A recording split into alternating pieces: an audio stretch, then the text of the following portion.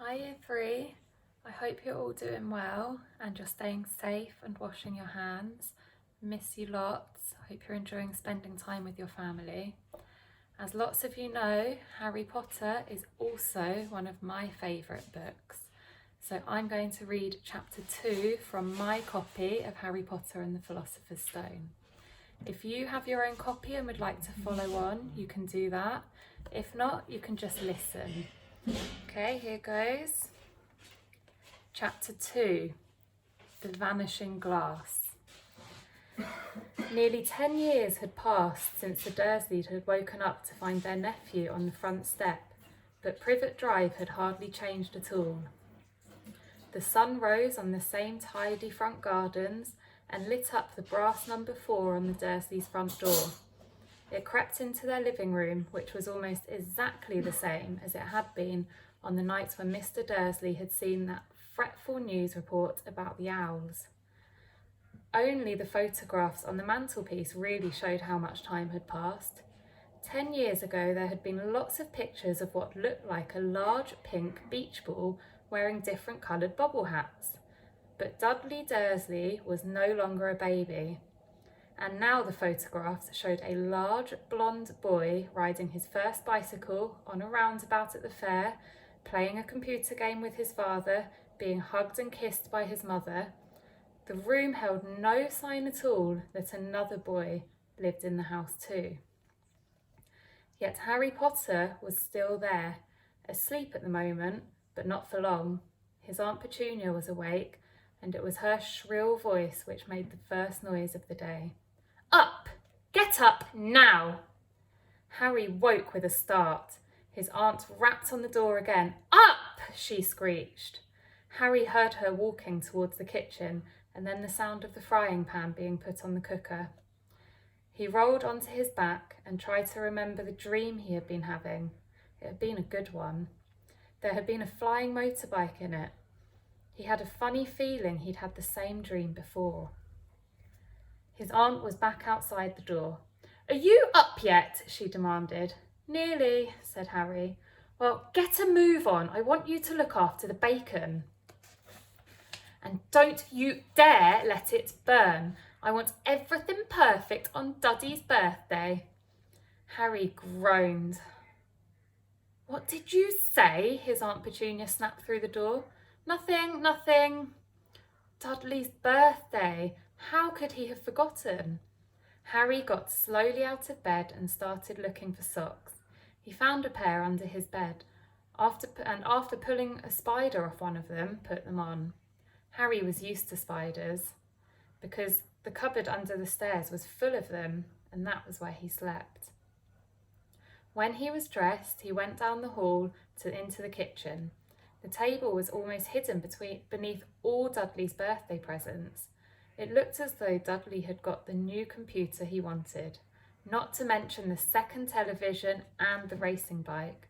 Exactly why Dudley wanted a racing bike was a mystery to Harry, as Dudley was very fat and hated exercise. Unless, of course, it involved punching somebody. Dudley's favourite punch bag was Harry, but he couldn't often catch him. Harry didn't look it, but he was very fast. Perhaps it had something to do with living in a dark cupboard, but Harry had always been small and skinny for his age. He looked even smaller and skinnier than he really was because all he had to wear were old clothes of Dudley's, and Dudley was about 4 times bigger than Harry was. Harry had a thin face, knobbly knees, black hair, and bright green eyes.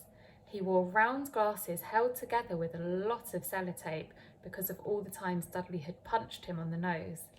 The only thing Harry liked about his own appearance was a very thin scar on his forehead, which was shaped like a bolt of lightning. He had had it as long as he could remember, and the first question he could ever remember asking his Aunt Petunia was how he had got it. In the car crash when your parents died, she had said, and don't ask questions. Don't ask questions. That was the first rule for a quiet life with the Dursleys. Uncle Vernon entered the kitchen as Harry was turning over the bacon. "Comb your hair," he barked by way of morning greeting. About once a week, Uncle Vernon looked over the top of his newspaper and shouted that Harry needed a haircut. Harry must have had more haircuts than the rest of the boys in his class put together. But it made no difference. His hair simply grew that way, all over the place. Harry was frying eggs by the time Dudley arrived in the kitchen with his mother. Dudley looked a lot like Uncle Vernon. He had a large pink face, not much neck, small watery blue eyes, and thick blonde hair that lay smoothly on his thick fat head. Aunt Petunia often said that Dudley looked like a baby angel. Harry often said Dudley looked like a pig in a wig. Harry put the plates of eggs and bacon on the table, which was difficult as there wasn't much room. Dudley, meanwhile, was counting his presents. His face fell. 36, he said, looking up at his mother and father. "That's 2 less than last year." "Darling, you haven't counted Aunt Marge's presents. See, it's here under the big one from Mummy and Daddy." "All right, 37 then," said Dudley, going red in the face. Harry, who could see a huge Dudley tantrum coming on, began wolfing down his bacon as fast as possible in case Dudley turned the table over. Aunt Petunia obviously scented danger too, because she said quickly, "And we'll buy you another 2 presents while we're out today. How's that, Popkin? 2 more presents. Is that all right?" Dudley thought for a moment. It looked like hard work. Finally, he said slowly, "So I'll have 39, sweetums," said Aunt Petunia. "Oh." Dudley sat down heavily and grabbed the nearest parcel. "All right then." Uncle Vernon chuckled. "Little tyke wants his money's worth, just like his father. Attaboy, Dudley." He ruffled Dudley's hair. At that moment, the telephone rang, and Aunt Petunia went to answer it while Harry and Uncle Vernon watched Dudley unwrap the racing bike, a cine camera, a remote control aeroplane, 16 new computer games, and a video recorder. He was ripping the paper off a gold wristwatch when Aunt Petunia came back from the telephone looking both angry and worried. "Bad news, Vernon," she said. "Mrs. Figg's broken her leg. She can't take him." She jerked her head in Harry's direction. Dudley's mouth fell open in horror, but Harry's heart gave a leap. Every year on Dudley's birthday, his parents took him and a friend out for the day, to adventure parks, hamburger bars, or the cinema. Every year, Harry was left behind with Mrs. Figg, a mad old lady who lived 2 streets away. Harry hated it there. The whole house smelled of cabbage, and Mrs. Figg made him look at photographs of the cats all the cats she'd ever owned. "Now what?" said Aunt Petunia, looking furiously at Harry as though he'd planned this. Harry knew he ought to feel sorry that Mrs. Figg had broken her leg, but it wasn't easy when he reminded himself it would be a whole year before he had to look at Tibbles, Snowy, Mr. Paws and Tufty again. "We could phone Marge," Uncle Vernon suggested. "Don't be silly, Vernon. She hates the boy." The Dursleys often spoke about Harry like this, as though he wasn't there, or rather, as though he was something very nasty that couldn't understand them, like a slug. "What about, what's her name, your friend Yvonne? On holiday in Mallorca," snapped Aunt Petunia. "You could just leave me here," Harry put in hopefully. He'd be able to watch what he wanted on television for a change, maybe even have a go on Dudley's computer. Aunt Petunia looked as though she'd swallowed a lemon.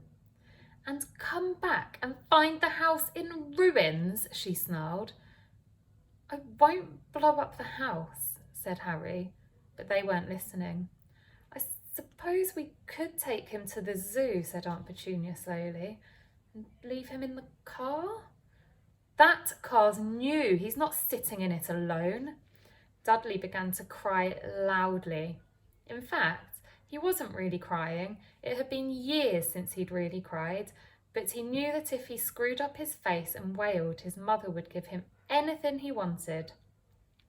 Dinky Duddydums, don't cry. Mummy won't let him spoil your special day, she cried, flinging her arms around him. I don't want him to come, Dudley yelled between huge pretend sobs. He's always spoils everything. He shot Harry a nasty grin through the gap in his mother's arms. Just then, the doorbell rang. Oh, good Lord, they're here, said Aunt Petunia frantically. And a moment later, Dudley's best friend, Piers Polkiss, walked in with his mother. Piers was a scrawny boy with a face like a rat. He was usually the one who held people's arms behind their backs while Dudley hit them. Dudley stopped pretending to cry at once. Half an hour later, Harry, who couldn't believe his luck, was sitting in the back seat of the Dursleys' car with Piers and Dudley on the way to the zoo for the first time in his life. His aunt and uncle hadn't been able to think of anything else to do with him, but before they'd left, Uncle Vernon had taken Harry aside. I'm warning you, he said, putting his large purple face right up close to Harry's. I'm warning you now, boy.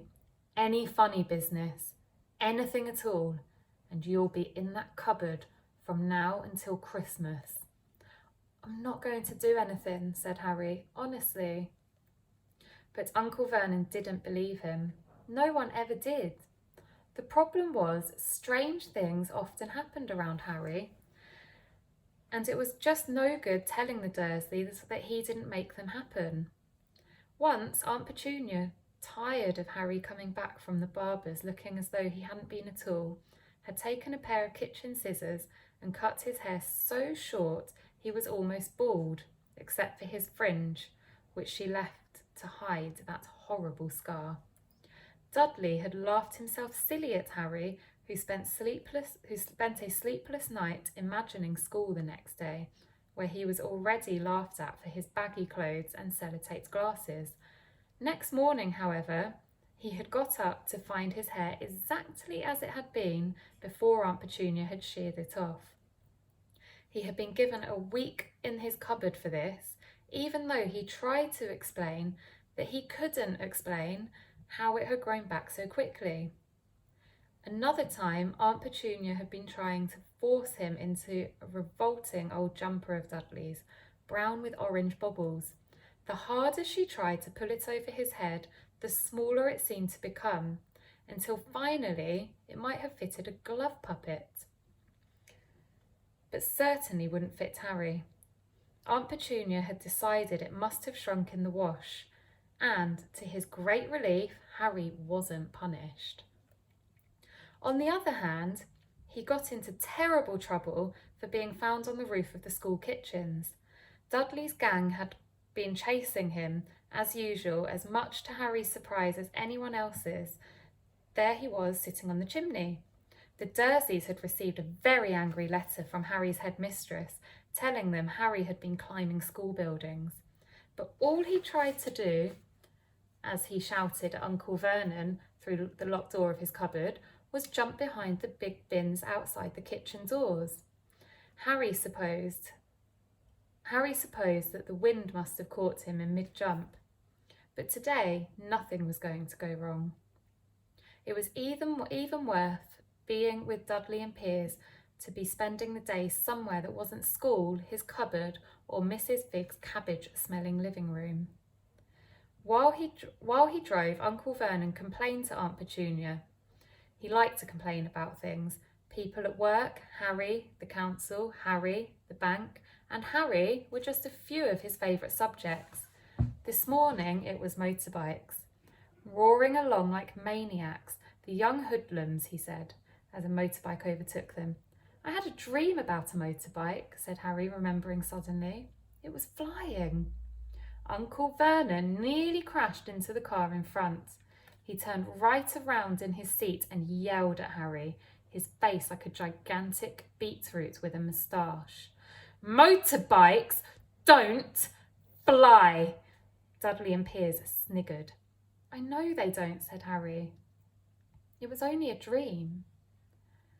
But he wished he hadn't said anything. If there was one thing the Dursleys hated even more than his asking questions, it was his talking about anything acting the way it shouldn't. No matter if it was in a dream or even a cartoon, they seemed to think he might get dangerous ideas. It was a very sunny Saturday and the zoo was crowded with families. The Dursleys bought Dudley and Piers large chocolate ice creams at the entrance, and then, because the smiling lady in the van had asked Harry what he wanted before they could hurry him away, they bought him a cheap lemon ice lolly. It wasn't bad either, Harry thought, licking it as they watched a gorilla scratching its head and looking remarkably like Dudley, except that it wasn't blonde. Harry had the best morning he'd had in a long time. He was careful to walk a little way apart from the Dursleys so that Dudley and Piers, who were starting to get bored with the animals by lunchtime, wouldn't fall back on their favourite hobby of hitting him.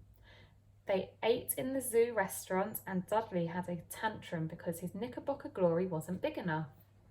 Uncle Vernon bought him another one and Harry was allowed to finish the first.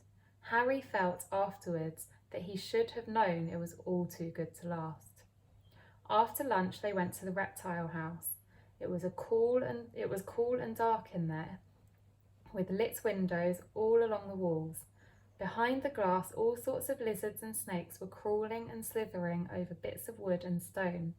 Dudley and Piers wanted to see huge poisonous cobras and thick man-crushing pythons. Dudley quickly found the largest snake in the place. It could have wrapped its body twice around Uncle Vernon's car and crushed it into a dustbin. But at the moment, it didn't look in the mood. In fact, it was fast asleep. Dudley stood with his nose pressed against the glass, staring at the glistening brown coils. "Make it move," he whined up at his father. Uncle Vernon rapped on the glass, but the snake didn't budge. "Do it again," Dudley ordered. Uncle Vernon rapped on the glass smartly with his knuckles, but the snake just snoozed on. "This is boring," Dudley moaned. He shuffled away. Harry moved in front of the tank and looked intently at the snake. He wouldn't have been surprised if it had died of boredom itself. No company except stupid people drumming their fingers on the glass trying to disturb it all day long. It was worse than having a cupboard as a bedroom, where the only visitor was Aunt Petunia hammering on the door to wake you up. At least he got to visit the rest of the house. The snake suddenly opened its beady eyes. Slowly, very slowly, it raised its head until its eyes were on a level with Harry's. It winked. Harry stared. Then he looked quickly around to see if anyone was watching. They weren't. He looked back at the snake and winked too. The snake jerked its head towards Uncle Vernon and Dudley, then raised its eyes to the ceiling. It gave Harry a look that said quite plainly, "I get that all the time." "I know," Harry murmured through the glass, although he wasn't sure the snake could hear him. "You must be really annoying." The snake nodded vigorously. "Where do you come from anyway?" Harry asked. The snake jabbed its tail at a little sign next to the glass. Harry peered at it. Boa constrictor, Brazil. Was it nice there? The boa constrictor jabbed its tail at the sign again, and Harry read on. "This specimen was bred in the zoo." "Oh, I see. So you've never been to Brazil?" The snake shook its head, and a deafening shout As the snake shook its head, a deafening shout behind Harry made them both jump. "Dudley! Mr. Dursley! Come and look at this snake! You won't believe what it's doing!" Dudley came waddling towards them as fast as he could. "Out of the way, you!" he said, punching Harry in the ribs. Caught by surprise, Harry fell hard on the concrete floor. What came next happened so fast, no one saw how it happened. 1 second, Piers and Dudley were leaning right up close to the glass, and the next they leapt back with howls of horror. Harry sat up and gasped. The glass in front of the boa constrictor's tank had vanished. The great snake was uncoiling itself rapidly, slithering out onto the floor. People throughout the reptile house screamed and started running for the exits.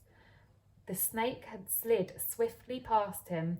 Harry could have sworn a low hissing voice said, "Brazil, here I come. Thanks, amigo."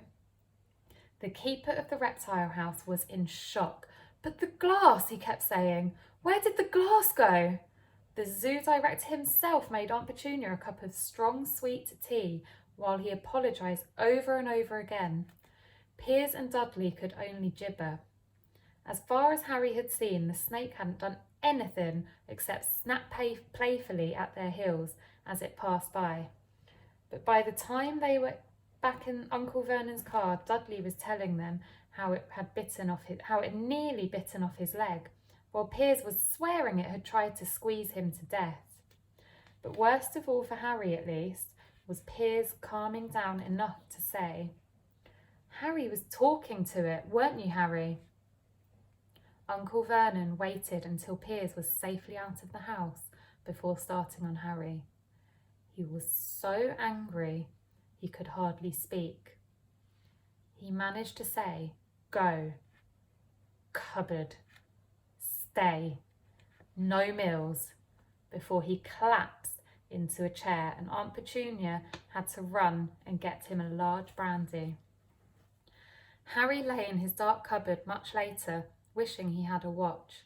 He didn't know what time it was, and he couldn't be sure the Dursleys were asleep yet. Until they were, he couldn't risk sneaking to the kitchen for some food. He'd lived with the Dursleys almost 10 years, 10 miserable years, as long as he could remember, ever since he'd been a baby and his parents had died in that car crash. He couldn't remember being in the car crash when his parents had died. Sometimes when he strained his memory during long hours in his cupboard, he came up with a strange vision, a blinding flash of green light and a burning pain on his forehead. This, he supposed, was the crash, though he couldn't imagine where all the green light came from. He couldn't remember his parents at all. His aunt and uncle never spoke about them, and of course he was forbidden to ask questions. There were no photographs of them in the house. When he had been younger, Harry had dreamed and dreamed of some unknown relation coming to take him away, but it had never happened. The Dursleys were his only family, yet sometimes he thought, or maybe hoped, that strangers in the street seemed to know him. Very strange strangers they were too. A tiny man in a violet top hat had bowed to him once while out shopping with Aunt Petunia and Dudley.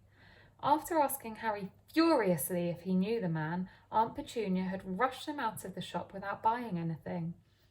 A wild-looking old woman dressed all in green, had waved merrily at him once on a bus. A bald man in a very long purple coat had actually shaken his hand in the street the other day and then walked away without a word. The weirdest thing about all these people was the way they seemed to vanish the second Harry tried to get a closer look. At school, Harry had no one. Everybody knew that Dudley's gang hated that odd Harry Potter in his baggy old clothes and broken glasses, and nobody liked to disagree with Dudley's gang. That's the end of chapter 2. Hope you enjoyed listening. Hopefully we'll be reading some more chapters and uploading more chapters of Harry Potter and the Philosopher's Stone for you. Take care, look after yourselves. See you soon.